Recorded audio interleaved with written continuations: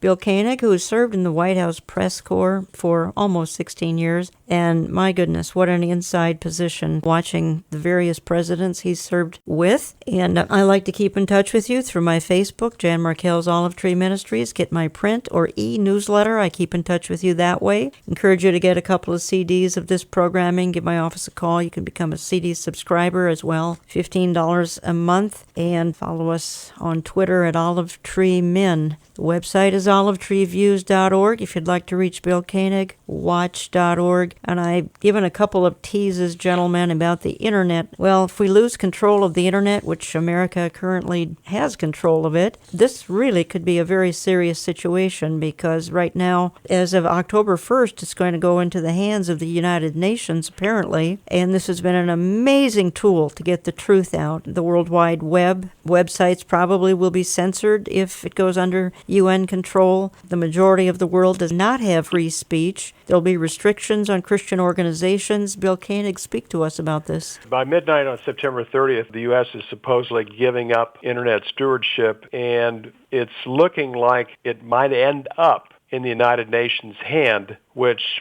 people are saying now, how could have this administration been so naive to the possibility that that could in fact happen? And then Congress still has an opportunity, I understand, to stop that transfer by pushing that off, and I'm hopeful that that will happen. Wall Street Journal wrote a very good article this week about that, and that Congress could still extend the ban on the Obama administration giving up protection of the Internet. And obviously some of the things that have taken place in the last couple of weeks about the fact that the UN could end up with control over this, Congress has to do what they can to stop giving up this. And even as we discussed earlier, the possibility, according to Jerusalem Post, that Barack Obama might have interest in becoming the UN Secretary General after Ban Ki-moon leaves in December and after Obama leaves his office in January 2017. Well, I mean, Eric, we have huge interest in preserving the Internet. We all have ministries with websites that we don't want censored, to put it mildly, even taxed, possibly. Almost every time I speak, somehow this comes up about how the human rights commissions are out there to try to intimidate us into silence,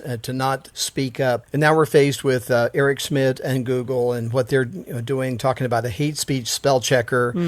It'll be somebody else's definition of what is hate speech. And anyone who disagrees, for example, with the LGBT community or with the Islamic doctrine, those kind of things, will be looked at as hate speech. And that's why this is important to us and something that Christians should take note of. Things may change very radically and very quickly. Well, let me play just a quick soundbite. This is Megyn Kelly discussing this on Fox News. Well, right now, no one country or governing body runs the Internet. And that freedom has helped the web grow to the worldwide force that it is today, actually being used in some instances to spur some democratic movements. But that could soon change in a big way. A UN summit next week could put a little-known United Nations agency in charge of the World Wide Web.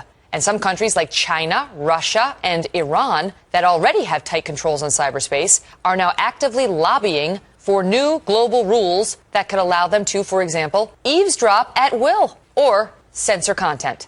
Brooke Goldstein is the director of the Lawfare Project, and she's with me now. So, Brooke, I mean, it's no big surprise that China and Iran, and Russia for that matter, would love to control the Internet. But it is kind of a surprise that they're going to have some conference with the UN in Dubai next week. We're attending, and this is going to be the topic? Look, looking at the history of the United Nations and how it's tried over the past 10 years to stifle free speech, especially speech on the Internet that's deemed offensive to Islam, I'm not surprised at all. I mean, we've seen a coordinated effort by the Arab League, by the United Nations, and with countries like China, Iran, and Russia try and wrestle control of the Internet from the nonprofits, from the engineering organizations that provide the regulations, that provide the protocol into government hand, and the United Nations is now going to legitimize this. What they already cracked down, they censor the Internet already to some extent in their respective countries. So how much more control do they want? Well, they want legitimacy and they want coordinated control. And what this is going to result in, people are predicting at the very worst, is a fractured internet, is an internet that changes depending on whose borders you're in. What it's also going to result in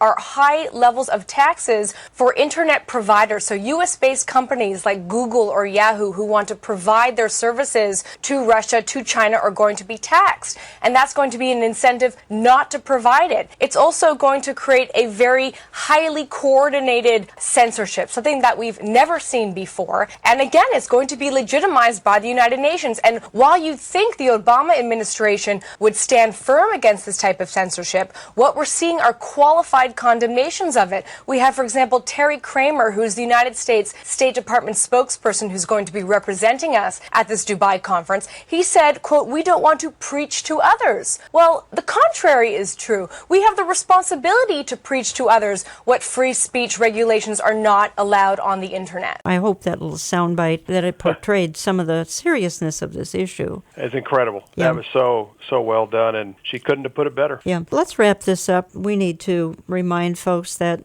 God remains in control. As things are not falling apart, they're really falling into place. Looking at these times, Jan and Eric, that's what we have to remember as believers. The Lord is sovereign. He is in control of all this. He loved us so much that he gave us the scriptures to watch what's taking place. He's given us the roadmap, his roadmap. He's pointed that Jerusalem and Israel is his time clock. And we're living in the most amazing time in Bible prophecy history. And we need to keep that in perspective and also just be thankful and blessed that we have the opportunity to be front row observers of this amazing time that we're living in. During that soundbite, I wrote down nearly the same thing you said. Our hope is in the Lord, but our responsibility is to contend here on earth. Mm-hmm. And remember, we're in a spiritual war and we're to engage in it. God is indeed going to touch and save people. He's going to touch lives as we engage in it. Governments and men think they're in charge or they're in control, but no, God is in control. He is allowing events that we see around us. We need to have that perspective.